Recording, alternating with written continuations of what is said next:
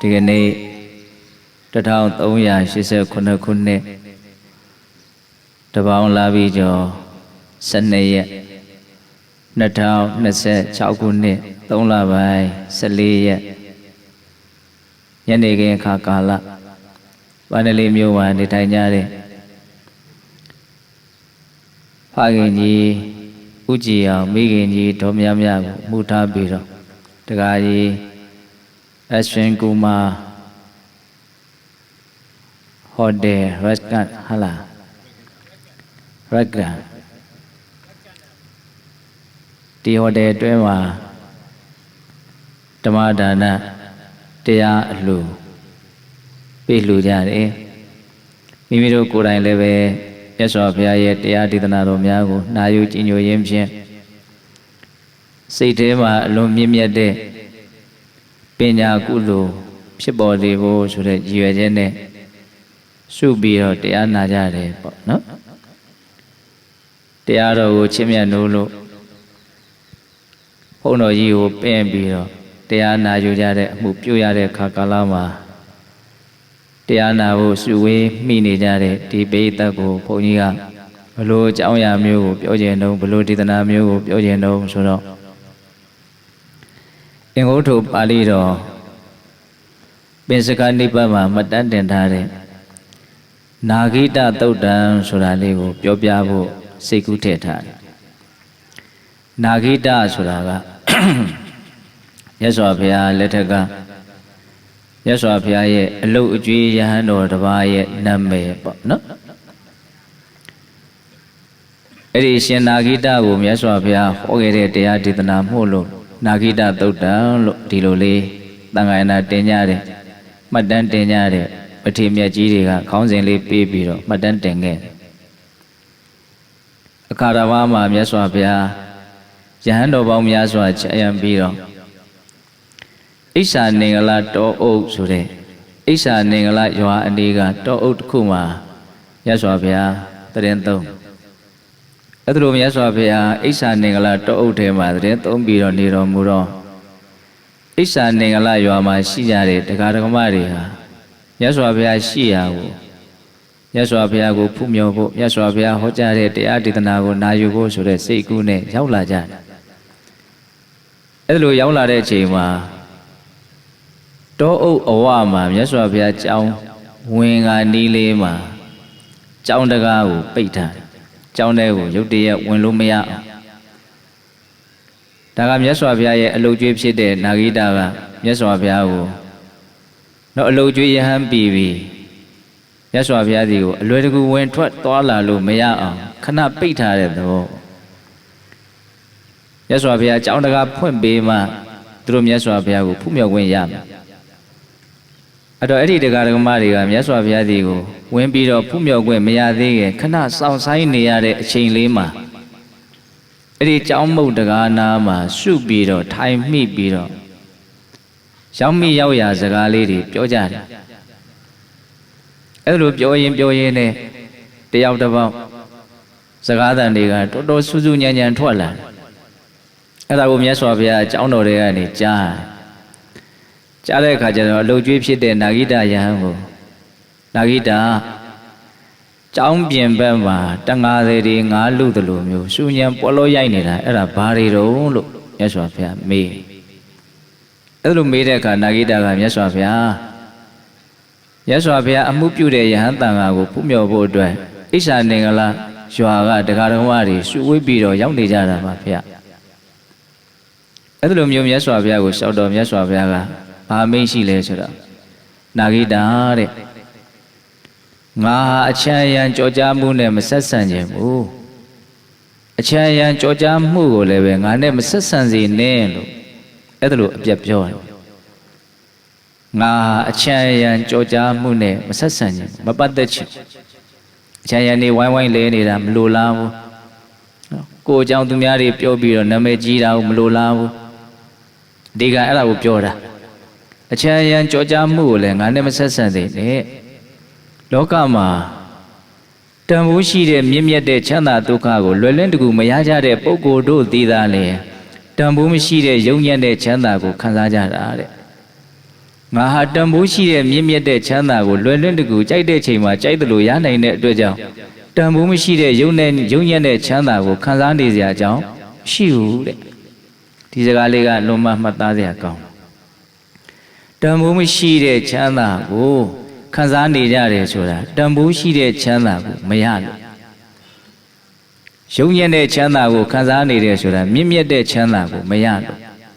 အကယ်၍သာဘုန်းကြီးတို့ဟာတန်ဖိုးရှိတဲ့ချမ်းသာမြင့်မြတ်တဲ့ချမ်းသာကိုလွယ်လွယ်လေးရမယ်ဆိုရင်တန်ဖိုးမရှိတဲ့ချမ်းသာယုံညံ့တဲ့ချမ်းသာကိုခံစားနေစရာအကြောင်းရှိဘူးအဲ့ဒါမြတ်စွာဘုရားကအဲ့ဒီတုတ်တန်ထဲမှာတန်ဖိုးမရှိတဲ့ချမ်းသာဆိုတာဘယ်ချမ်းသာကိုပြောတာတော့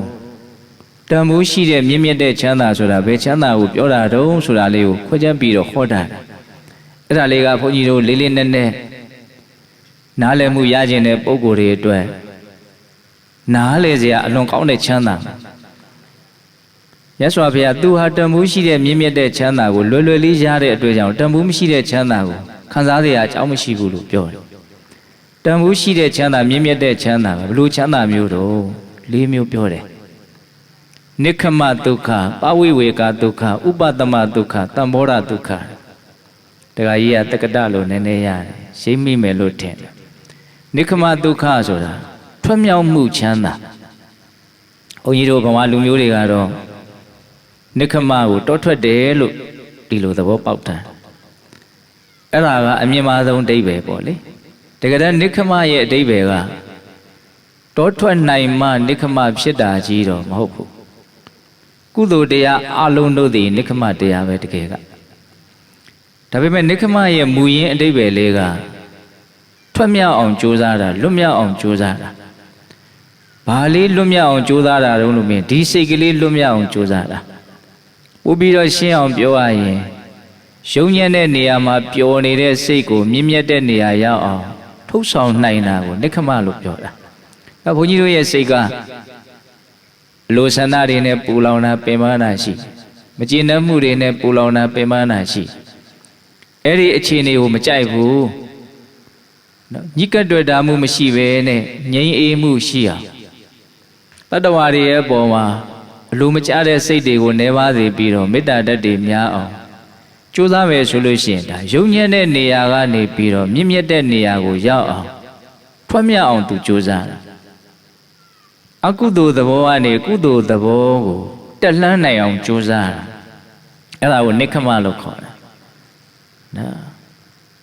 တောထွက်နိုင်မှနိက္ခမဖြစ်တာကြီးမဟုတ်ဘူးကိုယ့်အိမ်ကဘုရားကလေးထဲမှာဒါမှမဟုတ်နှုတ်စိတ်ငြိမ်ရာလေးမှာဒါမှမဟုတ်အခြေအနေပေးသလိုလေးကိုယ့်အကိုငြိမ်သက်တဲ့စိတ်ကလေးဖြစ်အောင်လုပ်ပြီးတော့ငါရဲ့စိတ်ကိုအခါခတ်သိငါညှဉ်းနှွမ်းမှုတွေပူလောင်မှုတွေထဲမှာနှိမ့်မွမ်းမနေစေရဘူးအေးငြိမ်မှုမြင့်မြတ်မှုဒီကိုရအောင်ငါစိတ်ကလေးကိုငါထွတ်မြောက်နိုင်အောင်လုပ်မယ်ငါဒီနာကြီးအမြဲမနေဘူးမြင့်မြတ်တဲ့ဘက်ကိုငါထွတ်မြောက်နိုင်အောင်လုပ်မယ်ဆိုရင်အဲ့ဒါနိက္ခမသဘောပဲသဘောပေါက်ရလားအဲ့ဒါမြင့်မြတ်တဲ့ချမ်းသာနောက်ပဝိဝေကဒုက္ခပဝိဝေကဒုက္ခဆိုတာနော်ကင်းစိတ်တဲ့ချမ်းသာလို့ပါတာပြန်တယ်ကင်းဆိုတာကကင်းကွာတာကိုရည်ရွယ်တာစိတ်ဆိုတာကစိတ်ငြိမ်တာကိုရည်ရွယ်တာဝိဝေက၃မျိုးရှိတယ်လို့ကျမ်းစာတွေထဲမှာဖွင့်တယ်တယောက်တည်းနေတယ်ကာယဝိဝေကအပေါင်းဖော်ကိုခွာတယ်တစိတ်ထဲထားတယ်စိတ်ထဲမှာလောဘဒေါသမောဟမကောင်းတဲ့အပေါင်းဖော်မရှိဘူးဘာဝနာတရားတစ်မျိုးမျိုးကိုပွားများမှရနိုင်တဲ့အနေအထားတစ်ခုပေါ့နော်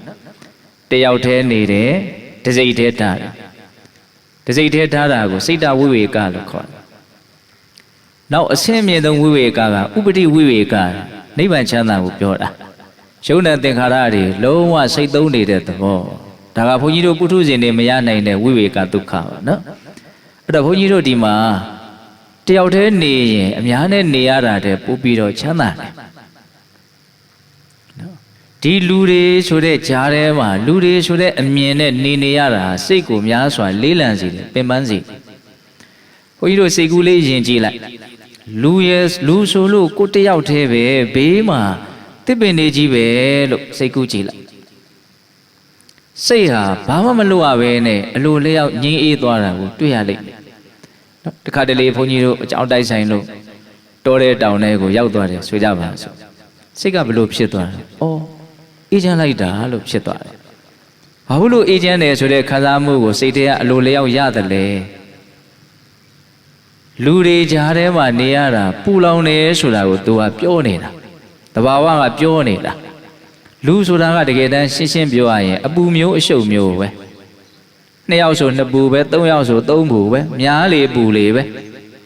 ဥပမာဒီလူတွေကိုလက်တွေ့လေးဘုန်းကြီးပြောခုဒီထိုင်နေတဲ့လူတွေဟာ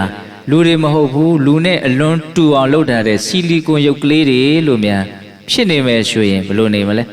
လူဆိုလို့ကိုတယောက်တည်းပဲကျန်တာတွေကအရုပ်ကလေးတွေဆိုရင်ဘယ်လိုနေမလဲအခုထက်ပိုပြီးတော့လွတ်လပ်သွားလိမ့်မယ်ခုဘုန်းကြီးတို့ကပါတော့ဒီလူတွေကငါ့ကိုဘယ်လိုထင်မလဲမသိဘူးဆိုတဲ့အမြင်နဲ့စိတ်ကကျဉ်းကျက်တာရှိတယ်သူရှိမှငါဘယ်လိုလေးနေပြမှငါ့ကိုသူတို့ကောင်းကောင်းမြင်မလဲဆိုတာမျိုးလိုလားတောင့်တမှုလေးတွေကလည်းရှိတယ်အဲ့လိုပြောရရင်ဒါလောဘဒေါသတွေပဲလေ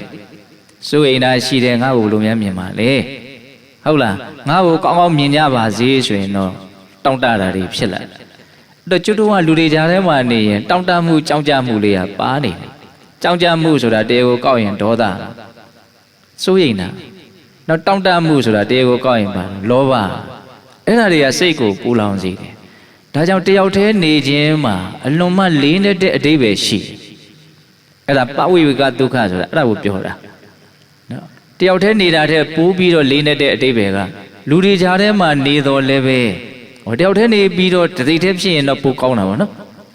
ကိုကအခြေအနေအရတယောက်တည်းနေလို့ရတဲ့အနေအထားမျိုးမဟုတ်ကိုယ်ဝေးမှာလူတွေရှိနေတယ်လူကြားထဲမှာပဲနေရသေးတဲ့အနေအထားတစ်ခုဆိုရင်လည်းပဲ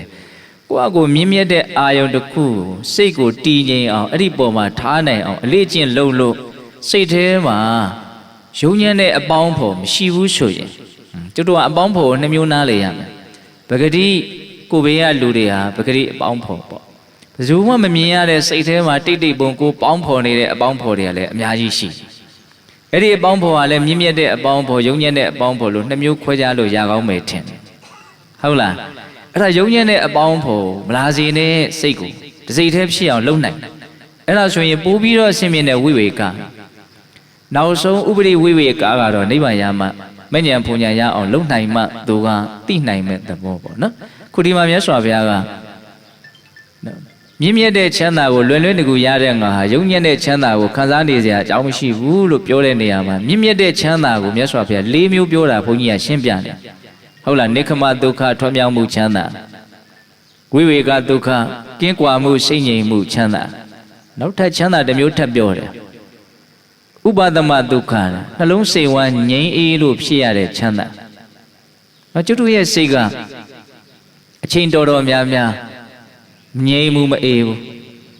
ငြိမ်တယ်မငြိမ်ဘူးဆိုတာကိုဘုန်းကြီးတို့မီးနဲ့တွဲပြီးတော့သုံးကြတာရှိတယ်ဘုန်းကြီးတို့ရဲ့စိတ်နှလုံးကိုအပူဓာတ်နဲ့လောင်ကျွမ်းသွားအောင်ရှုမဲ့ပြစ်နေတဲ့မီးတွေဆိုတာရှိတယ်အဲ့ဒါမြတ်စွာဘုရားကအခိဆိုတဲ့ဒီမီးဆိုတာကိုဗာလေးနဲ့တွဲပြီးတော့ဟောတော့ဆိုတော့ရာဂကိယာဂအခိယာဂဆိုတာဆွဲမဲ့တယ်နော်တက်မဲ့တဲ့သဘောကစိတ်ကိုလောင်ကျွမ်းစေနိုင်တယ်စိတ်ကိုပူလောင်စေတယ်နော်ဒေါသကိတဲ့တုံတစ်ခုကိုမကြည်မနှက်ဖြစ်တယ်အလိုမကျမှုဖြစ်တယ်ဒါစိတ်နှလုံးကိုအလွန်မှပူလောင်စေတယ်စိတ်နှလုံးကိုနောက်ဆုံးပျက်စီးသွားသည်အထိသူအရှိန်မြင့်ရင်လောင်ကျွမ်းနိုင်တယ်ဟုတ်လားနောက်မောဟကိတဲ့ဒါကတော့နည်းနည်းသိဖို့ခက်တယ်တကယ်ဖြစ်နေတဲ့သဘာဝကဖြစ်စဉ်ကတစ်မျိုးကိုယ်စိတ်ထဲကအဲ့ဒါပေါ်မှာနားလည်ထားတာကတစ်မျိုးဖြစ်နေတယ်ကိုယ့်ရဲ့နားလည်မှုနဲ့ဖြစ်စဉ်ဟာအဝင်ခွင့်ကြမဖြစ်ဘူးဆိုလိုတာကကိုထင်းနေတာတွေဟာဟုတ်မနေဘူးမှန်မနေဘူးအဲ့ဒါကိုမောဟခေါ်တော့နော်အဲ့ဒီမောဟကလည်းဒီစိတ်နှလုံးကိုလောင်ကျွမ်းစေနိုင်တာပဲအဲ့ဒီလောင်ကျွမ်းစေတတ်တဲ့ຢာကဒေါသမောဟကိုနီးမှန်လမ်းမှန်နော်လောင်ကျွမ်းမှုမရှိအောင်ဘုန်းကြီးတို့ညှိမ့်သက်နိုင်မယ်ဆိုရင်စိတ်နှလုံးဟာအေးချမ်းတယ်ဟိုကျတို့အေးတယ်ပူတယ်ဆိုတာလေးကနော်ဆက်နေတာဆက်တာမှနဲ့ဆိုင်နဲ့ဆက်တယ်ဘုန်းကြီးတို့အခန်းထဲမှာအေယာကွန်ဖွင့်ထားတယ်ဆိုကြပါစို့နော်ဘလောက်အေးလဲမအေးဘူးလဲဆိုတာကိုဘာနဲ့ပြတာဆိုအပူတကြီးနဲ့ပြတာအပူလျှော့နိုင်လေအပူကိုလျှော့အောင်လုပ်လေအေးလေပဲဟုတ်လားအဲ့တော့ဘုန်းကြီးတို့ရဲ့စိတ်နှလုံးကိုဘုန်းကြီးတို့အေးချမ်းခြင်းတယ်ဆိုရင်အပူကိုဘာလို့အောင်လျှော့ရမယ်တမင်တကာအေးကိုဒီတဲကိုတဲဆောင်းလာခဲ့ဖို့မလို့ဒီမှာဖြစ်နေတဲ့အပူကိုလျှော့အောင်လုပ်နိုင်ရင်အလိုလျောက်အေးသွားလိမ့်မယ်ဒီသဘောကိုပြောတာအဲ့ဒါလက်တွေ့ဆန်းလို့ရတယ် အဲ့ဒါဥပဒမဒုက္ခဆိုအဲ့ဒါကိုပြောတာပူစီတဲ့လောင်စီတဲ့မီးကိုလျှော့နိုင်တဲ့အတွက်ကြောင့်တတ်တာခွင့်ရတယ်မြတ်စွာဘုရားရဲ့တန်တမှာဒီမီးကလျှော့ထားတာမဟုတ်မီးကိုလုံးဝကိုညှိမ့်ထားတာသူကဟုတ်လားဒါကြောင့်မြတ်စွာဘုရားရဲ့စိတ်ဟာငြိမ်းတဲ့အတွက်ကြောင့်အေးတယ်နော်ငြိမ်းတာနဲ့အေးတာကိုအကြောင်းကျိုးသဘောလေးနားလည်တတ်ဖို့လို့မငြိမ်းရင်ဘယ်တော့မှမအေးဘူးငြိမ်းရင်အေးတယ်နော်ဥပဒမဒုက္ခဆိုအဲ့ဒါကိုပြောတာနောက်တန်ဘောဓဒုက္ခတဲ့၄ခုမြောက်ဒါလေးကိုဘုန်းကြီးကစကလုံးလေးတွေကိုသဘောကျလွန်လို့စိတ်ရှိလက်ရှိရှင်းပြနေတာမြင့်မြတ်တဲ့ချမ်းသာကိုလွယ်လွယ်ကူကူရတဲ့ငါဟာယုံညံ့တဲ့ချမ်းသာခံစားရတဲ့အကြောင်းမရှိဘူးလို့ပြောတဲ့စကားလေးကိုထဲထဲဝင်ဝင်နားလည်စေခြင်းလို့မြင့်မြတ်တဲ့စကားမြင့်မြတ်တဲ့ချမ်းသာကို၄မျိုးတောင်မြတ်စွာဘုရားပြောခဲ့တာနိခမဒုက္ခပဝိဝေကဒုက္ခဥပဒမဒုက္ခနောက်၄ခုမြောက်ကတန်ဘောဓဒုက္ခတန်ဘောဓဆိုတာမှန်ကန်စွာသိတယ်တဘာဝတရားတွေရဲ့အကြောင်းကိုမှန်မှန်ကန်ကန်သိရင်စိတ်ဟာချမ်းသာတယ်ဒါနိယာမပဲဒါသူ့ဟာသူဖြစ်နေတာနော်တဘာဝတရားတွေရဲ့အကြောင်းကိုမှန်မှန်ကန်ကန်သိရင်ချမ်းသာတယ်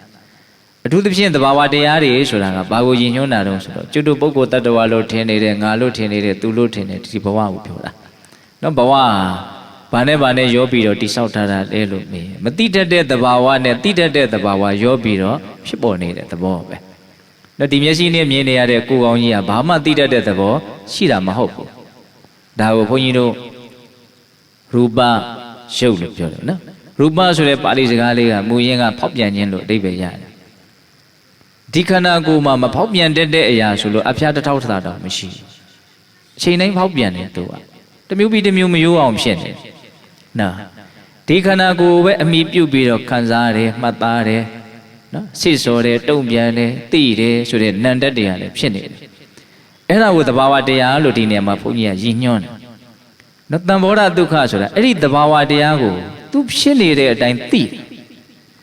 ပထမအဆင့်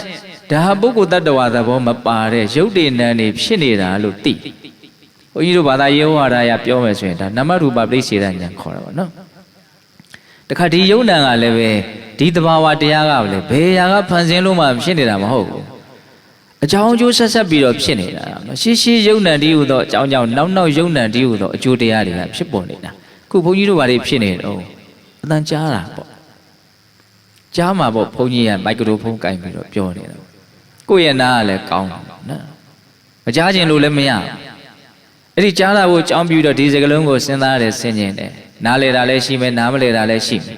နားလေရင်နားလေတဲ့လောက်စိတ်ကနှစ်သက်တယ်ကျဉ်တ်တယ်ဒါတွေဟာဘာတွေလဲအကြောင်းအကျိုးဆက်ဆက်ပြီးတော့ဖြစ်နေတာဘယ်သူမှမင်းအဲ့လိုဖြစ်စေမင်းအဲ့လိုမဖြစ်စေနဲ့လို့တော့တိတ်စိတ်တနေရာနေပြီးတော့ဖန်တီးနေတာဘာမှမရှိဘူးဖြစ်เสียအကြောင်းရှိရင်ဖြစ်တယ်ဖြစ်เสียအကြောင်းမရှိရင်မဖြစ်ဘူး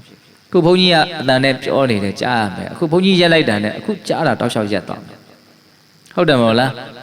းအဲ့လိုသိတာကိုဒါပစ္စယပရိက္ခဉာဏ်ခေါ်တယ်အဲ့လိုသိခြင်းဟာစိတ်ကိုနှစ်သက်စေတယ်ချမ်းသာစေတယ်ဒါလက်တွေ့ပဲတော့တရားတော်ဆိုတာတန်ဋိဋ္ဌိကကိုယ်တိုင်သိနိုင်တယ်ပုဂ္ဂိုလ်တ attva သဘောမဟုတ်ဘူးယုံနဲ့နေဖြစ်နေတာလို့သိရင်ချမ်းသာတယ်ဖန်ဆင်းလို့ဖြစ်နေတာမဟုတ်ဘူးအကြောင်းပဲဖြစ်နေကြတာလည်းမဟုတ်ဘူးအကြောင်းကျိုးသဘောတွေလို့သိရင်တကယ်ချမ်းသာတယ်သူ့ထက်ပိုပြီးတော့ချမ်းသာခြင်းသေးရင်သူ့ထက်ပိုပြီးတော့နက်နက်ရှမ်းရှမ်းသိအောင်လုပ်ကြည့်လိုက်ဘယ်လိုလုပ်မလို့ဒီအကြောင်းအကျိုးဆက်ဆက်ဖြစ်ပေါ်ပြောင်းလဲနေတဲ့မြင်မှုကြားမှုအနံ့ရမှုစားတောက်မှုတွေ့ထိမှုတွေ့ကြံမှုချမ်းသာမှုဆင်းရဲမှုအစရှိတဲ့ဒီသဘာဝတရားတွေဟာဖြစ်လာပြီးရင်ရှိတော့တာမဟုတ်နောက်ထပ်အသစ်တစ်ခုဒလဇက်ဖြစ်တယ်အခုဘုန်းကြီးအတန်ကိုပဲတတိလေးထားကြည့်လိုက်ထပ်ထပ်ဖြစ်နေတဲ့သဘောပဲသူကထပ်ထပ်ဖြစ်လာတယ်ဆိုတာကိုကသူ့အရင်ကဖြစ်ခဲ့တဲ့ဟာမရှိတော့ဘူးဆိုတာကိုအလိုလိုသူကပြောရရောက်နေတယ်ဘုန်းကြီးကဘာကိုနားလေအောင်ကြိုးစားပြီးတော့ပြောနေတာဆိုအနိစ္စကိုပြောတာနော်တောက်လျှောက်ဖြစ်တယ်တောက်လျှောက်ပဲမရှိတော့ဘူးတော့ရေပေါ်မှာဒုတ်ချောင်းလေးနဲ့ချိလိုက်တယ်အရေးအကြောင်းလေးမထင်ဘူးမဟုတ်ထင်တယ်သို့တော့ရေကနောက်ကတောက်လျှောက်ပြန်ပြီးတော့ဖုံးသွားတယ်ရေပေါ်မှာအယုတ်ရေးရတယ်လို့တဘာဝရဲ့ဖြစ်စဉ်တောက်လျှောက်ပြောက်တယ်မနေ့ကဖြစ်ခဲ့တဲ့ကိစ္စမနေ့ကပဲပြီးပြောက်တယ်ဒီနေ့ထိလိုက်လာတာဘာတစ်ခုမှမရှိဘူးနားလည်ဖို့လိုတယ်နော်မနေ့ကဖြစ်ခဲ့တဲ့ကိစ္စမနေ့ကတည်းပြီးသွားတာညနေထိပါလာတာမဟုတ်ဘူးခုနကဖြစ်တဲ့ကိစ္စခုနကပဲပြီးသွားသောတော်ကသီလယူတယ်တော့မိုင်မကောင်းမှုကောင်းတယ်ဘာလို့အောင်ညာလုံးပြောခဲ့တယ်တကယ်ဖြစ်ခဲ့တာတကယ်မြင်ခဲ့တာတကယ်ကြားခဲ့တာစိတ်ထဲမှာတကယ်တွေးခဲ့တာတကယ်ခံစားခဲ့တာဘာမှရှိနေတော့တာမဟုတ်ဘူးအခုကအတစ်တစ်မျိုးထပ်ဖြစ်နေတာအချိန်နဲ့အမျှအတစ်ဖြစ်တယ်ဒါကိုနိစ္စနဝဝသင်္ခါရအမြဲတမ်းယုံနံသင်္ခါရဟာအတစ်တည်ကြီးပဲလို့ပြောတယ်ကျွတ်တော့ကမသိဘူးကျွတ်တော့ကအတစ်တည်လို့ကိုမသိဘူး ဒါကြီးပဲဆက်ဖြစ်နေတယ်အဟောင်းတွေကိုအဟောင်းနေလို့ပဲထင်တယ်သဘောပေါက်လားမသိဘူးနော်သိလို့ရှိရင်ချမ်းသာတယ်ဆိုတာလေးကိုဘုန်းကြီးကပဲပဲနေနေရှင်းပြနေတာနော်တံဘောဓဒုက္ခဘဝရဲ့အကြောင်းခန္ဓာရဲ့အကြောင်းကိုအမှန်တိုင်းသိခြင်းဟာစိတ်ကိုချမ်းသာစေတယ်နောက်ဆုံးအစစ်အမြင့်ဆုံးအတိကတော့ဘဝကိုဒုက္ခသစ္စာလို့သိတာအဲ့ဒါသိလို့ရှိရင်အဲ့ဒီလူရဲ့စိတ်ဟာဖြူရှင်မဲ့တန့်ရှင်းမဲ့အရိယာဖြစ်တယ်ခေါ်တာပေါ့ကျတို့အခုပြောနေတဲ့လူရောနားထောင်နေတဲ့လူရောဘယ်သူမှအရိယာမဖြစ်သေးဘူးစိတ်မဖြူကြသေးဘူးမတန့်ရှင်းကြသေးဘူးညှဉ်းနှွမ်းမှုနဲ့နေကြတာဘာလို့တန့်ရှင်းဖြူရှင်တဲ့အဆင့်ကိုဘုန်းကြီးတို့တော့ပြန်ရှောမကြတဲ့အနေအထားထိရောက်အောင်မတက်လှမ်းနိုင်ကြသေးတာလေလို့မေးရင်ဘဝဟာဆင်းရဲခြင်းမျှတာဖြစ်တယ်ဆိုတဲ့နံပါတ်1အမှန်တရားဒုက္ခသစ္စာကိုပိုက်ချမသိဘူ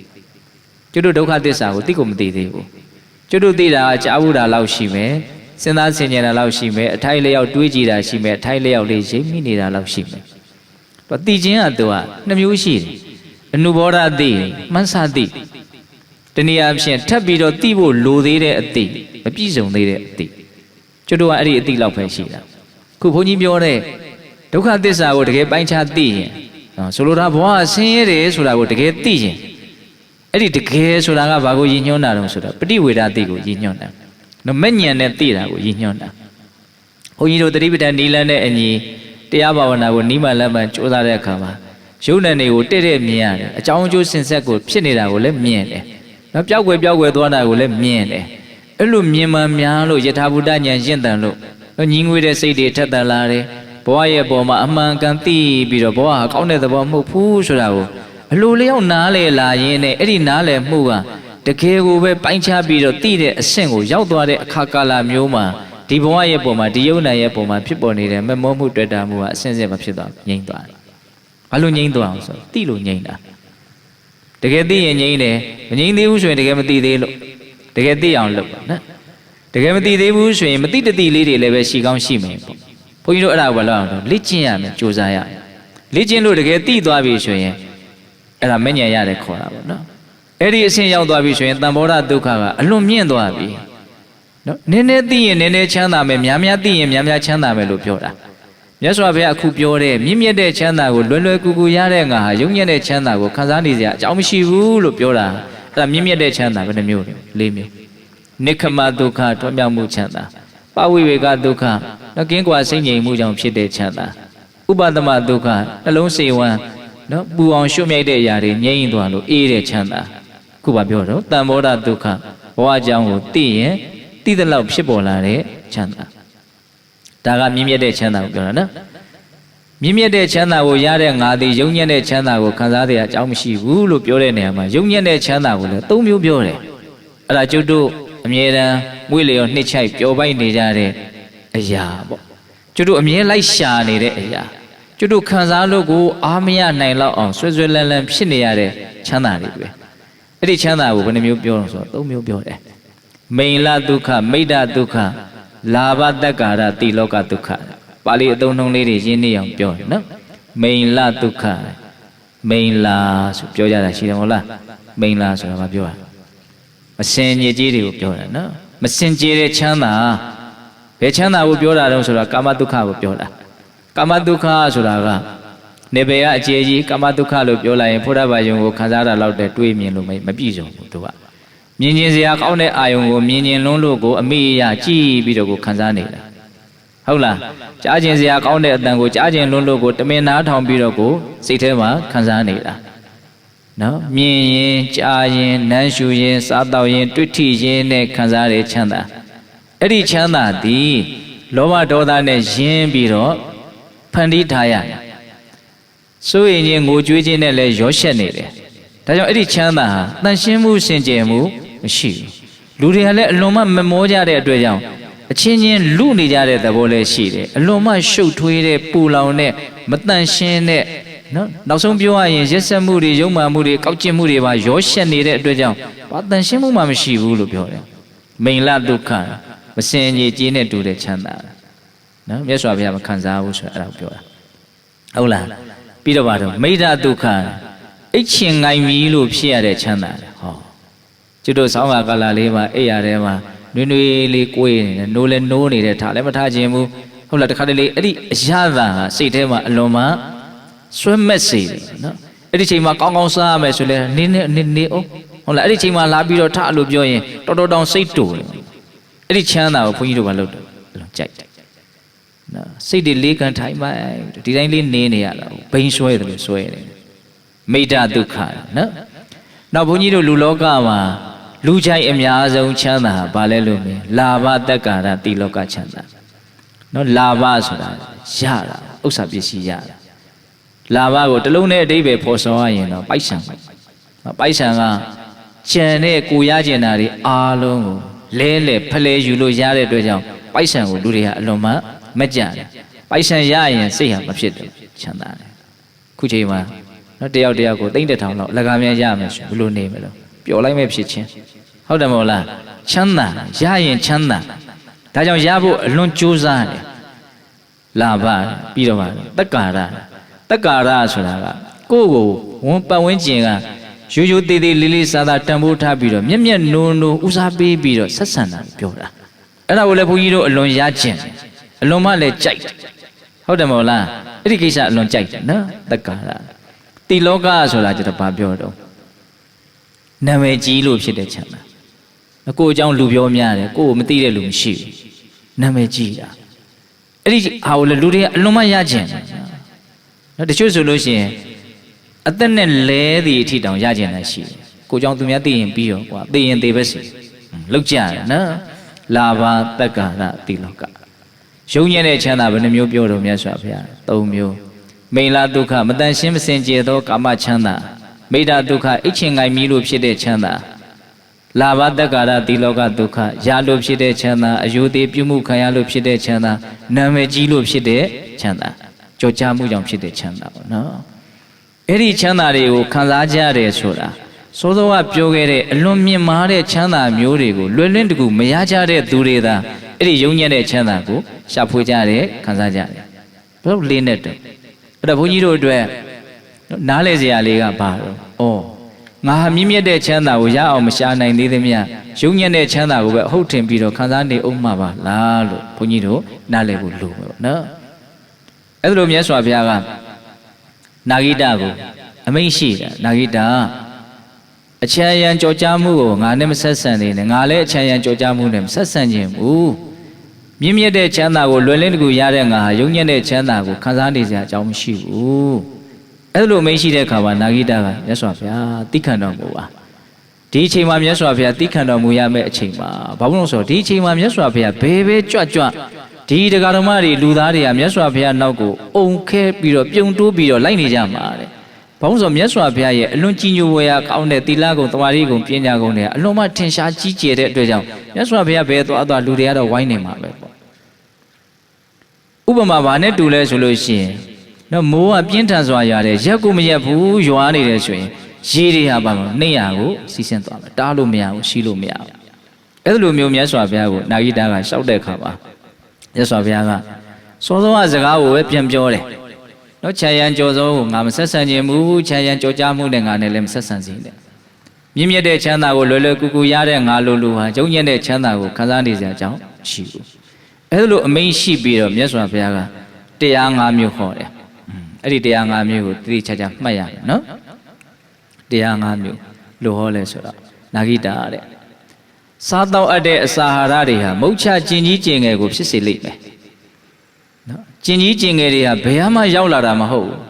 ကိုမမမောမောစားတော့ထားတဲ့အစာဟာရကနေဖြစ်ပေါ်လာတဲ့အကျိုးဆက်တွေတဲ့ဒါပထမအုပ်စုနောက်ဘုန်းကြီးတို့အစာဟာရနဲ့ပတ်သက်ပြီးတော့အများကြီးအထင်မှအမြင်မှဖြစ်ပြီးအထင်ကြီးဖြစ်နေတာတွေအများကြီးရှိအလွန်မှမမောတာလည်းရှိတယ်ဒီ10မိနစ်15မိနစ်လေးရတာခံတဲ့ကိစ္စကိုအလွန်မှကြီးကျယ်ကျယ်အချိန်ကုန်ခံပင်ပန်းခံငွေကုန်ကြေးကြခံပြီးတော့မိုက်ကန်ဘုန်းကြီးတို့တော့ပြုမှုဆောင်ရွက်ကြတာတွေအများကြီးမရှိဘူးလားတကယ်တမ်းကအဲ့ဒီအစာဟာရရဲ့အကြောင်းကိုဘုန်းကြီးတို့ပိုင်နိုင်ပြည့်စုံသိအောင်လုပ်တဲ့တယ်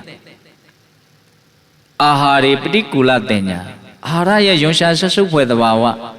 နော်အာဟာရနဲ့ဒီခန္ဓာကိုယ်ရှင်သန်ရေးနှစ်ဆိုင်ဆက်နွယ်နေတဲ့သဘောတဘာဝဒါတွေကိုပိုင်နိုင်သိအောင်ဘုန်းကြီးတို့စူးစမ်းမယ်ဆိုရင်နိဗ္ဗာန်တော်ရနိုင်တယ်လို့မြတ်စွာဘုရားဟောတယ်လေးနဲ့တဲ့အဓိပ္ပာယ်ရှိတယ်ဆိုတာလေးကိုပေါ်လွင်စေခြင်းလို့ပြောပြတာခုဒီမှာမြတ်စွာဘုရားက စားတော့အပ်တဲ့အစာရဟာမုတ်ချကျင်ကြီးကျင်ငယ်ကိုဖြစ်စေလိမ့်မယ်ကျင်ကြီးကျင်ငယ်တွေဆိုတာစားတော့ထားတဲ့အစာရကနေဖြစ်လာတဲ့အကျိုးဆက်ပဲတဲ့ဒါဘုန်းကြီးဘာမှရှင်းပြစရာမလိုဘူးဒါလေးကိုတည်တည်ချာချာမှတ်ထားပါဒါလေးကိုမှတ်ထားခြင်းဟာနောက်ဆက်ပြောမယ့်အကြောင်းအရာတွေကိုပို့ပြီးတော့သိမြင်နားလည်မှုအကောင်းသွားစေမယ်ပေါ့နော်ဒါပထမအုပ်စုတစ်စုမြတ်စွာဘုရားဟောတာနောက်ဒုတိယဘာပြောတော့ချစ်ခင်အနှစ်သက်အမျက်နှိုးအပ်တဲ့အရာတွေရဲ့ပုံမှာချစ်ခင်မှုနှစ်သက်မှုမျက်နှိုးမှုဖြစ်ခြင်းသည်စိုးရိမ်ခြင်းတောကငိုကြွေးခြင်းပရိဒေဝကိုယ်ဆင်းရဲခြင်းဒုက္ခစိတ်ဆင်းရဲခြင်းဒေါမနတပြင်းစွာပင်ပန်းခြင်းဥပါယတာတရားတွေဖြစ်ခြင်းရဲ့အကြောင်းတရားပဲနော်ကိုယ်ဆင်းရဲမှုစိတ်ဆင်းရဲမှုစိုးရိမ်မှုငိုကြွေးမှုဆိုတာအလကားဖြစ်လာတာမဟုတ်ဘူးတဲ့ချစ်ခင်နှစ်သက်မျက်နှိုးမှုကြောင့်ဖြစ်ပေါ်လာတဲ့အကျိုးဆက်ပဲတဲ့ဟောနော်တေချာနားထောင်နော်ချစ်ခင်ခြင်းနှစ်သက်ခြင်းဟာမုတ်ချစိုးရိမ်ခြင်းငိုကြွေးခြင်းကိုဖြစ်စေလိမ့်မယ်စိုးရိမ်ခြင်းငိုကြွေးခြင်းဆိုတာချစ်ခင်နှစ်သက်မျက်နှိုးမှုကြောင့်ဖြစ်လာတဲ့အကျိုးဆက်ပဲသူရှိရဟောထားတဲ့အကြောင်းအရာလေးနဲ့ဆက်ဆက်ပြီးတော့တစ်ခါတည်းတွဲပြီးတော့မှတ်ရတယ်နော်ကျင်ကြီးကျင်ငယ်ဟာစားတော့တဲ့အစာအာဟာရကနေဖြစ်လာတဲ့အကျိုးဆက်ဆင်းရဲခြင်းပင်ပန်းခြင်းပူလောင်ခြင်းဟာချစ်ခင်နှစ်သက်မှုမျက်နှိုးမှုကြောင့်ဖြစ်လာတာအဲ့တော့ကျွတ်တို့ဒီနေရာမှာချစ်ခင်တဲ့နှစ်သက်တဲ့မျက်နှိုးတယ်ဆိုတာဘယ်ရာတွေပေါ်မှာချစ်ခင်နှစ်သက်နေကြတာတော့အများကြီးပဲဟုတ်လားကိုသားသမီးလေးတွေပေါ်မှာချစ်ခင်နှစ်သက်မှုမျက်နှိုးမှုအကြီးဆုံးရှိဟုတ်တယ်မဟုတ်လားကိုရှာဖွေထားတဲ့ဥစ္စာပစ္စည်းရဲ့ပေါ်မှာနှစ်သက်မှုမျက်နှိုးမှုအများကြီးရှိကိုပေါ်မှာမေတ္တာရှိတယ်လို့ထင်ရတဲ့လူတွေရဲ့ပေါ်မှာတုံ့ပြန်မေတ္တာသဘောနဲ့ချစ်ခင်နှစ်သက်မျက်နှိုးမှုတွေအများကြီးရှိဟုတ်လားအဲ့ဒီချစ်ခင်နှစ်သက်မျက်နှိုးမှုတွေထဲမှာဘယ်ရာရဲ့ပေါ်မှာချစ်ခင်နှစ်သက်မှုမျက်နှိုးမှုဟာအကြီးမားဆုံးလဲလို့မေးရင်ကိုဘွားရဲ့ပေါ်မှာကိုပြန်ပြီးတော့ချစ်ခင်နှစ်သက်မျက်နှိုးနေတာအကြီးမားဆုံးချစ်ခင်နှစ်သက်မျက်နှိုးမှုပဲအဲ့ဒါကြတော့ကျွတ်တော့မစဉ်းစားမိဘူးနော်ချစ်ခင်နဲ့နှစ်သက်တယ်လို့ပြောရင်ကိုဟာပဲတခြားအရာတွေရဲ့ပေါ်မှာချစ်ခင်နှစ်သက်မျက်နှိုးနေတာကိုပဲမြင်မိတတ်တယ်မပြည့်စုံဘူးနော်တကယ်တမ်းအကြီးမားဆုံးချစ်ခင်နှစ်သက်မျက်နှိုးမှုဟာဘယ်မှာဖြစ်တာလဲလို့မေးကိုဘွားပေါ်မှာကိုပြန်ပြီးတော့ဖြစ်နေတာအဲ့တော့နိယာမရဲ့သဘောကချစ်ခင်နှစ်သက်မျက်နှိုးမှုကြီးလေလေသူ့ကြောင့်ဖြစ်တဲ့ဆင်းရဲပင်ပန်းမှုဟာလည်းကြီးလေလေပဲဆင်းရဲနဲ့ချစ်ခင်မှုချစ်ခင်နှစ်သက်မှုနဲ့နော်ဖြစ်ပေါ်လာတဲ့ဆင်းရဲမှုဟာတကယ်တမ်းကအချိုးညီတိုင်းသွားနေတာချစ်ချင်းနဲ့ရင်ဆင်းရဲနေတယ်ချစ်ချင်းများရင်ဆင်းရဲများတယ်ဒါကသူကသဘာဝပဲအဲ့ဒါကိုဘုန်းကြီးတို့ဘယ်မှာမြတ်စွာဘုရားထင်ထင်ရှားရှားဟောထားတာတွေ့ရလဲဆိုတော့ဝိသခကျောင်းမကြီးကိုဟောထားတာထင်ထင်ရှားရှားရှိတယ်ဝိသခကျောင်းမကြီးကသားတွေသမီးတွေမြေးတွေမြစ်တွေအများကြီးရှိတယ်ကြားဘူးတယ်နော်အဲ့ဒီတဲကတခါမှတော့ဒီလောက်များတဲ့လူတွေတဲကတယောက်ယောက်တော့သေတာပေါ့အလွန်ချစ်ရတဲ့အလုံးမလည်းလိမ္မာရေးရရှိတဲ့မြင်းမလေးတယောက်သေတယ်လို့ဆိုတယ်အဲ့တော့သူတို့ရဲ့ထုံတန်းစင်လာသဘောအရနော်တင်းကြိုင်သွားပြီးတော့ဝန်နေတဲ့အထိမ့်မှန်နေနဲ့နော်အဝိတ္တရားလည်းရေတွေကိုရွှဲဆိုးနေစပင်တွေကလည်းဖားရချတာရေတွေရွှဲဆိုးနေအဲ့ဒါနေ့လေနေခင်ကြီးနေရပူပါပြီးတဲ့နဲ့အဲ့ဒါမြတ်စွာဘုရားကြီးရောက်လာတော့မြတ်စွာဘုရားဝိသကဘလို့ဖြစ်လာတာတော့နော်ဆူဆူသောအဝတ်ဆူဆူသောဆံပင်နဲ့ဘလို့ဖြစ်လာတာတော့ဆိုတော့တပည့်တော်ရဲ့အလုံးမချစ်ရတဲ့မျက်နှိုးရတဲ့မြင်းမလေးတယောက်ဆုံးမသွားလို့တပည့်တော်ဘလို့မှစိတ်ထဲမှာဖြေလို့မရဘူးသစ္စာသိပြီးသားသောတာပန်အရိယာတာဝကမဟာနော်တောကပရိဒေဝနှိမ့်ဆက်တာကိုခံရတယ်အဲ့ဒါလိုမြတ်စွာဘုရားကိုရှောက်တဲ့အခါမှာမြတ်စွာဘုရားဝိသကမြေးလေးကအလွန်ချစ်စရာကောင်းတာလားအဲ့လိုစကားစမြည်ပြောရင်းနဲ့တကယ်လို့မြန်းလေမင်းဟောဒီလိုချစ်စရာကောင်းတဲ့မြေးလေးမျိုးတွေဒီတာဝတိမျိုးမှာရှိတဲ့လူအရေးအတွက်နဲ့အညီအမျှမင်းရမယ်ဆိုရင်မင်းယူမလားလို့မေးတယ်တဲ့ရုပ်တရက်ဆိုရင်တော့ချစ်စရာအလွန်ကောင်းတဲ့မြေးလေးတွေကိုကလည်းသူတို့ကိုချစ်တယ်သူတို့ကလည်းကိုယ်ကိုချစ်တယ်နော်ချစ်ချင်းတွေနှောင်ဖွဲမှုတွေနော်တွေတော်ရဲ့ရှင်ဖြစ်ပြီးတော့စိတ်ထဲမှာနော်ရောရှက်ပြီးတော့နေရတာလူဘဝမှာလူတွေကအလွန်မှသဘောကျကြတာကိုအဲ့တော့ဝိသခကလည်းပဲလူတွေကလူဆိုတော့ဗာပြောလဲနော်ရချင်တယ်လို့ပြောလိုက်တယ်တာဝတိမျိုးမှာရှိတဲ့လူအရေးအတွက်နဲ့အညီအမျှချစ်ရတဲ့မြေးလေးမျိုးတွေကြီးတာရမယ်ဆိုရင်ရချင်တယ်ခုဒီမှာတယောက်ဆုံးရှုံးတာကိုတော်တော်ဆင်းရဲနေတယ်အဲ့တော့အစားထိုးတဲ့အနေနဲ့အဲ့လောက်အရေးအတွက်ရှိတဲ့ချစ်ချင်းတရားတွေနဲ့နေရမယ်ဆိုရင်တော့အလွန်ကောင်းမယ်လို့သူထင်မိသွားတာလည်းဖြစ်ကောင်းဖြစ်မယ်ပေါ့နော်အဲ့လိုမျိုးဖြေတဲ့အခါမှာမြတ်စွာဘုရားကဝိသကတဲ့အဲ့လိုဆိုရင်ဒီတာဝတိမြို့မှာတနေ့လူဘယ်နှယောက်လောက်တည်တယ်လေတဲ့နော်ဒီမိကုံကသတိထားကြဖြစ်သွားတယ်နော်နော်အနည်းဆုံး5-50ယောက်တော့နေတိုင်းတည်နေတာပဲဖေဟာအဲ့တော့မြတ်စွာဘုရားဝိသကအဲ့လိုဆိုလို့ရှိရင်မင်းမှာ မဆူဆူသောအဝတ်မဆူဆူသောဆံပင်မထွက်သောမျက်ရည်ရှိတဲ့နေ့ရလို့တနေ့မှမရှိနိုင်တော့အဲ့ဒီလိုပြောလိုက်တော့မှဝိသကသတိရတယ်မြတ်စွာဘုရားတဲ့ဒီလောက်များပြားတဲ့ချစ်ချင်းတရားတို့ဖြင့်တပည့်တော်တို့အကျိုးမရှိပါဘူးအဲ့လိုလျှောက်တဲ့အချိန်မှာမြတ်စွာဘုရားကဒေသနာတွေဟောတယ်ပေါ့နော်အဲ့စိတ်ရှိလက်ရှိဟောတာကိုတွေ့ရတယ်ဘုန်းကြီးတို့ဥရန်ပါဠိတော်ထဲမှာမတတ်တင်ထားတယ်ချစ်ချင်းတရားရှိတဲ့လူဟာဆင်းရဲတရားရှိတာပဲတဲ့ချစ်ချင်း90ရှိတဲ့လူဟာဆင်းရဲ90ရှိတယ်အဲ့စိတ်ရှိလက်ရှိ80 90 60 50 40 30 20 10အဲ့တိုင်ဟောပြီးတော့မှချစ်ချင်း9ခုရှိတဲ့လူဟာဆင်းရဲ9ခုရှိတယ်10ခု9ခု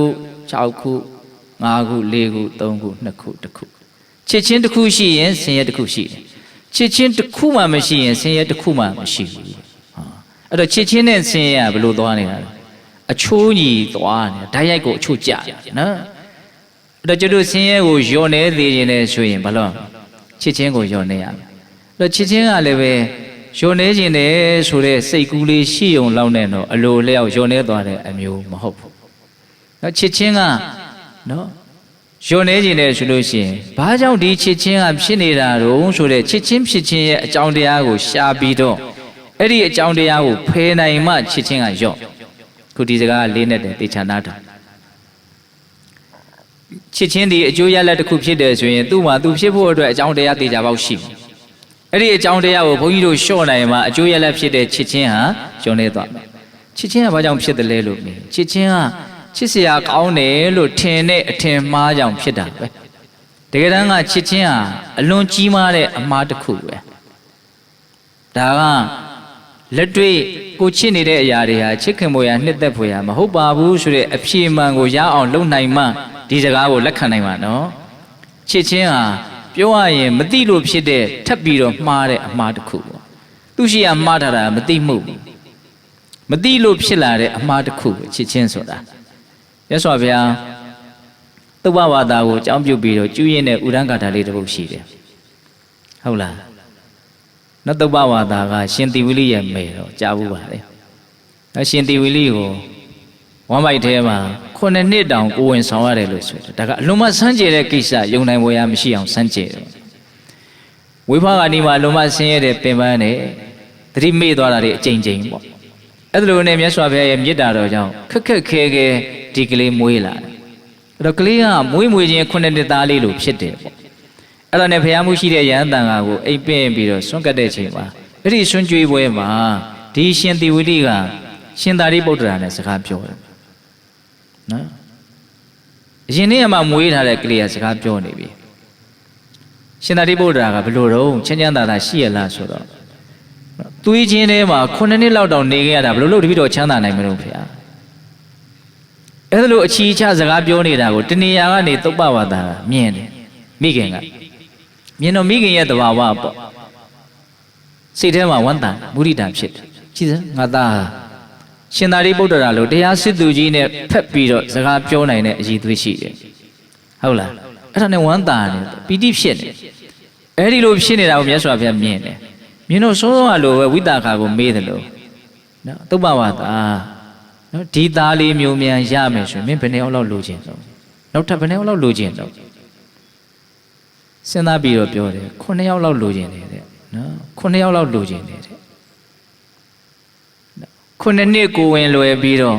မိဘကနေမှအလွန်ဆင်းရဲတဲ့ပင်ပန်းတဲ့ဒုက္ခတွေကိုသူပါဖြစ်သွားပြီတော့ဖြစ်သွားပြီအဲ့ဒါပုထုဇဉ်တွေရဲ့စိတ်ကအဲ့ဒါတည်းပိုဆိုးတော့မယ်ပေါ့နော်သုပ္ပဝါဒတည်းပိုပြီးတော့ဆိုးတော့မယ်ပေါ့နော်အဲ့ဒီမှာမြတ်စွာဘုရားဥရန်ကျူးရင်တယ်အတ္တတံတာတရူပေနပိယရူပေနအပိယံဒုက္ခံဒုက္ခတရူပေနပမတ္တမတိဝတ္တိလောကမှာတကယ်စင်စစ်ตายရပွဲဆိုတာရှိမနေဘူးဒါပေမဲ့ကိုကလောကရဲ့အပေါ်မှာတတိထားတဲ့အလုပ်ကိုမလုပ်ဘူးတတိနဲ့စောင့်ကြည့်တဲ့အလုပ်ကိုမလုပ်ဘူးအကဲမခတ်ဘူးသူ့ကိုအမှန်တိုင်းသိအောင်မလုပ်ဘူးဆိုရင်ตายရပွဲမဟုတ်တဲ့လောကကြီးဟာကိုယ်စိတ်ထဲမှာတော့ตายရပွဲဟာအပြည့်လို့ဖြစ်သွားတယ်ကိုယ်လှည့်စားသွားတယ်ပေါ့ဒါကြောင့်ตายရပွဲမဟုတ်တဲ့လောကကตายရပွဲဟာလိုလိုနဲ့ကိုယ်စိတ်ကိုအထူးသဖြင့်တတိမရှိတဲ့လူရဲ့စိတ်ကိုမေ့လျော့သူကိုလွှမ်းမိုးဖြစ်စီတယ်ပမတ္တမတိဝတ္တိမေ့နေတဲ့လူကိုตายရပွဲမဟုတ်တဲ့လောကကြီးကตายရပွဲဟာလိုလိုနဲ့လွှမ်းမိုးဖြစ်စီတယ်ချစ်စရာမဟုတ်တဲ့လောကကြီးကချစ်စရာလိုလိုနဲ့တတိမေ့တဲ့လူကို ပေါ်လျော့သွားနေတဲ့လူကိုလွှမ်းမိုးဖြစ်စီတယ်နော်ဆင်းရဲတဲ့လောကကြီးကချမ်းသာလိုနဲ့တတိကင်းပေါ်တဲ့ပုဂ္ဂိုလ်ကိုလွှမ်းမိုးဖြစ်စီထားတယ်ဒီဂါထာထဲမှာအဖြေတွေအကုန်လုံးပါတယ်ခွန်ကြီးတို့ဉာဏ်ရှိဖို့လိုရနော်သူကဒီဂါထာရဲ့အဓိကကြတဲ့အပိုက်ကနောက်ဆုံးအပိုက်ပမတ္တာမတိဝတ္တိမေ့လျော့သူဟာလွှမ်းမိုးဖြစ်စီခံရတယ်လို့ပြောတာမမေ့ဘူးဆိုရင်တော့လောကရဲ့လိညာလှည့်စားတာကိုမခံရဘူးဆိုတဲ့အဓိပ္ပာယ်ပေါ့နော်ကျွတ်တော်ကသတိမရှိဘူးဖြစ်တယ်လို့ပဲမြင်ကြည့်လိုက်မယ်ကြားရင်နားထောင်မယ်နော်ကြိုက်ရင်ကောင်းတယ်ထင်ရင်ကြိုက်လိုက်မယ်မကောင်းဘူးထင်ရင်မိုက်လိုက်မယ်ဒီလမ်းစဉ်တိုင်းကျွတ်တော်ကသွားနေတာအဲ့ဒါဆိုရင်တော့လောကရဲ့လှည့်စားတာကိုဘုန်းဘုန်းတို့ကကောင်းကောင်းခံရမှာနော်လောကဘယ်လိုလှည့်စားမှာတော့ตายပဲမဟုတ်တဲ့လောကကตายစရာလူကြီးကိုယ်စိတ်ထဲမှာဖြစ်သွားတယ်ချစ်ခင်စရာမဟုတ်တဲ့လောကကြီးကချစ်ခင်စရာကြီးလို့ဖြစ်သွားတယ်ဆင်းရဲတဲ့လောကကြီးကကိုယ်စိတ်ထဲမှာချမ်းသာလူကြီးဖြစ်သွားတယ်အဲ့ဒီမှာကျွတ်တို့ဘာဖြစ်လာလဲချစ်ချင်းတရားတွေဖြစ်လာတယ်အဲ့တော့ဒီဒေသနာနဲ့ညှိကြည့်မယ်ဆိုလို့ရှိရင်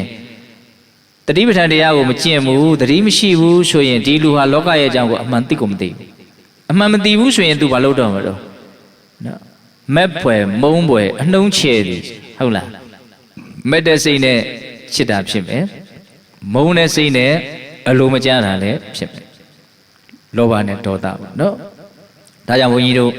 ဒီချစ်ချင်းတရားနဲ့ပတ်သက်လို့လက်တွေ့ကြတဲ့အနေအထားလေးတွေကိုဘုန်းကြီးတို့အများကြီးစဉ်းစားမိအောင်ပြောလိုက်တယ်နော်ချစ်ချင်းသည်တေချာပေါက်စိုးရင်ချင်းငိုကြွေးခြင်းကိုဖြစ်စေလိမ့်မယ်စိုးရင်ချင်းငိုကြွေးခြင်းသည်ချစ်ချင်းကြောင့်ဖြစ်ပေါ်လာတဲ့အကျိုးဆက်ပဲလို့ဒါမြတ်စွာဘုရားဟောအဲ့အုပ်စု5စုတွေကဘယ်နှစုရှိသွားလဲတော့2စုရှိသွားတယ်နော်အစာရရဲ့အကျိုးဆက်ဟာကျင်ကြီးကျင်ခဲ့ပဲချစ်ချင်းရဲ့အကျိုးဆက်ဟာဆင်းရဲပဲဒီသဘောကိုပြောတာနော်နောက်ပြောမယ့်3ခုကလင်းနဲ့ဒီဘုန်းကြီးတို့ယုတ်ကာယအစုအဝေးကိုမတင့်တယ်ဘူးလို့အဖန်ဖန်ဆင်ခြင်ပြီးတော့နေအဲ့ဒါကိုအတုပဘာဝနာပွားတယ်လို့ခေါ်နော်ခေါင်းထဲမှာအုံနောက်တွေရှိနေတယ်ရင်ခေါင်းပိုင်းမှာအဆုပ်နဲ့နှလုံးရှိနေတယ်ဝမ်းပိုက်ထဲမှာအသေးဆိုတာကြီးရှိမယ်စားတော့ထားတဲ့အစာအာဟာရတွေရှိမယ်ဥတွေရှိမယ်နော်အယိုးပေါ်မှာကနေရာမှာစိုက်ဆောက်ပြီးတော့အကျိုးမျိုးစုံနဲ့ဖွဲ့ရှက်ပြီးတော့အသာအရည်သူရည်ပါနဲ့အုပ်ပြီးတော့တိဆောက်ထားတဲ့ခန္ဓာဉာဏ်နဲ့အဲ့ဒါကိုအမှန်တိုင်းပါလို့ဆင်ခြင်ကြည့်အဲ့ဒါကိုအတုပဘာဝနာပွားတယ်မတင့်တယ်ဘူးအနံ့လည်းမကောင်းဘူးတန်ရှင်းစင်ကြယ်တာလည်းတခုမှလည်းမရှိဘူးအဲ့လိုစဉ်းစားဆင်ခြင်နေမယ်ဆိုရင်သူဘာဖြစ်လာမှာတော့သူဘာတင့်တယ်တယ်လှပတယ်ကြည်ကောင်းတယ်လို့ထင်ရတဲ့အရာတွေရဲ့ပုံမှာဆက်ဆုပ်သွားတယ်ဟောသူဘာရဲ့ပုံမှာဆက်ဆုပ်သွားတယ်သူဘာဆိုတာတင့်တယ်တာကိုပြောတာဘုန်းကြီးတို့ရဲ့စိတ်ထဲမှာအော်တော်တော်ကိုအကျိုးပေးကောင်းတာပဲလို့တချို့သောပုဂ္ဂိုလ်တွေရဲ့ရုပ်ရည်တွေကိုကြည့်ပြီးတော့ဘုန်းကြီးတို့ရဲ့စိတ်ထဲမှာတင့်တယ်တယ်လို့စိတ်ထဲမှာထင်ရတာတွေအများကြီးမရှိဘူးလားရှိတယ်အဲ့ဒါမတင့်တယ်မှုကိုအဖန်ဖန်စဉ်းစားဆင်ခြင်ခြင်းသည်တင့်တယ်မှုရဲ့အပေါ်မှာဆက်ဆုပ်သွားခြင်းအကျိုးရလဒ်ကိုဖြစ်ပေါ်စေတယ်တင့်တယ်မှုကိုဆက်ဆုပ်သွားခြင်းသည်မတင့်တယ်ခြင်းကိုအဖန်ဖန်ဆင်ခြင်ခြင်းကြောင့်ဖြစ်ပေါ်လာတဲ့အကျိုးဆက်ပဲတဲ့ဟောနိယာမတွေကိုမြတ်စွာဘုရားဖော်ထုတ်ပြနေတယ်လို့ဘုန်းကြီးတို့နားလည်လို့ရရင်နော်သဘောပေါက်တယ်မဟုတ်လားဒါတတိယပြောတဲ့အုပ်စုဟုတ်လားဒီအလုပ်ကလည်းပဲအလုံးမလုံးတဲ့အလုပ်လို့ဘုန်းကြီးမြင်တယ်နော်ကာယကတတတိခေါ်တာပေါ့လေရုပ်အစုဝေးကိုအမှန်တိုင်းဆင်ញင်တာဘာမှနားမလဲစရာတော့မရှိလုပ်ကြည့်လိုက်နားလည်မှုရှိလာတာနဲ့အမျှကိုယ်စိတ်ထဲမှာအများကြီးအပြောင်းလဲကိုတွေ့ရမှာပေါ့နော်အများကြီးအပြောင်းလဲကိုတွေ့ရမှာဒါဒုတိယတတိယအုပ်စုပေါ့နော်နောက်စတုထအုပ်စုဘာဟောတော့ဖတ်တာယရဏတွေ့ထိမှုတို့ရဲ့တရားအာယရဏ6ပါးဘုန်းကြီးတို့ခန္ဓာအဲ့ဒီအာယရဏ6ပါးနဲ့တိဆောက်ထားတယ်နော်တွေ့ထိမှုတို့ရဲ့တရားလို့သုံးတယ်ဖတ်တာယရဏမျက်စိနာနာလျှာကိုယ်စိတ်ကိုပြောတာမျက်စိဟာအယောင်တို့ရဲ့ရောက်ရတရားနားဟာအတန်တို့ရဲ့ရောက်ရတရားဟုတ်လားနှာခေါင်းကအနံ့တို့ရဲ့ရောက်ရတရားအဲ့လိုရောက်ရတရားကိုအာယတနာလို့ပါဠိလိုပြောတယ်ဒီခန္ဓာကိုယ်မှာရောက်ရတရားအာယတနာကြီးဘယ်နှမျိုးရှိ6မျိုးရှိမျက်စိနာနာလျှာကိုယ်စိတ်အကြည်တဲ့6မျိုးလို့လည်းခေါ်တယ်နော်ခန္ဓာအိမ်ကိုအဲ့ဒီထူဆန်းတဲ့စမ်းကြဲတဲ့ကံကြောင့်ဖြစ်တဲ့ရုပ်အထူးလေး6မျိုးနဲ့ဖွဲ့စည်းတည်ဆောက်တာဟုတ်လားအဲ့ဒါကိုဘာခေါ်တော့အာယတနာ6ပါးအဲ့ဒီမျက်စိနာနာလျှာကိုယ်စိတ်ရဲ့အမြဲတမ်းပြောင်းလဲနေမှုမတည်မြဲမှုနော်မတည်တတ်မှုဒီအနိစ္စသဘောကိုကြိမ်ဖန်များစွာစဉ်းစားဆင်ခြင်မယ်ဆိုရင်တွေ့ထိခြင်းဖတ်တာရဲ့အပေါ်မှာဆက်ဆုပ်သွားလိမ့်မယ်တဲ့ဟော နိယာမတစ်မျိုးထပ်ပြီးတော့မြတ်စွာဘုရားထုတ်ပြတယ်နော်မျက်စိနာနာလျှာကိုယ်စိတ်ကိုအနိစ္စလို့မြင်ပန်များမယ်ဆိုရင်တွေ့ထိမှုဖတ်တာရဲ့ပုံမှာဆက်ဆုပ်သွားမှာတွေ့ထိမှုဖတ်တာကိုလက်တွေ့ကြရလေးဘုန်းကြီးကနားလဲစေချင်လက်တွေ့ထိမှုဖတ်တာသက္ကုံစပရိစ္ဆရူပေစဥပိစတိသက္ခုဝိညာဏတိဏ္ဍသင်္ကတိတိဖတ်တော်ဖတ်တာပစ္စယဝေဒနာပရိစ္ဆသမုပ္ပါကိုအလယ်ကနေဖောက်ပြီးတော့ခေါ်တဲ့ဒေသနာတွေအများကြီးရှိနောက်တခါကြီးကပရိစ္ဆသမုပ္ပါသင်တယ်လို့လည်းဘုန်းကြီးကြားရတယ်အဲ့ဒါတန်ရုပ်ပါဠိတော်နိဒာနဝကကိုလေ့လာရမယ်နော်အဲ့ဒီမှာပရိစ္ဆသမုပ္ပါနဲ့ပတ်သက်တဲ့ဒေသနာတွေကြီးတစုတစည်းတဲ့မှတ်တမ်းတင်ထားတယ်ဟုတ်လားမျက်စိရဲ့အယောင်ရဲ့တွေ့ရတဲ့အခါမှာမြင်သိစိတ်ဆိုတာဖြစ်တယ်အဲ့ဒီမျက်စိရဲ့အယောင်ရဲ့မြင်သိစိတ်ရဲ့ဒီသုံးခုခြုံမိတာကိုဖတ်တာလို့ခေါ်တယ်လို့မြတ်စွာဘုရားရှင်းပြနားရဲ့အသံရဲ့ကြားသိစိတ်ရဲ့ဒီသုံးခုခြုံတာဖတ်တာအဲ့တော့အရက်သုံးလေးနော်တကယ်ထဲထဲဝင်ဝင်လေးနားလဲခြင်းနဲ့ဆိုရင်ဖတ်တာဆိုတာဘာပြောတာတော့လူငယ်တွေနားလဲအောင်ပြောမယ်နော်မြင်လိုက်တာဖတ်တာ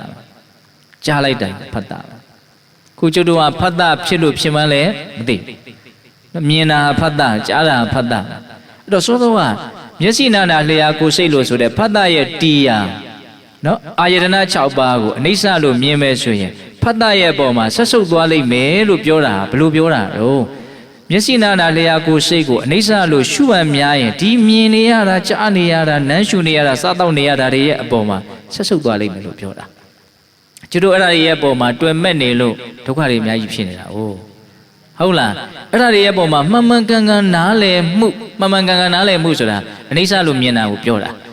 အဲ့ဒီနားလည်မှုရှိလာတာနဲ့မြတ်ဒီဟာရဲ့အပေါ်မှာဘုန်းကြီးတို့လောဘဓာတ်ဟာအကိန်းဓာတ်ဟာအလိုလျောက်ပဲဖြစ်သွားမှာလို့နေပါသွားမယ်ဒါကိုပြောတာနော်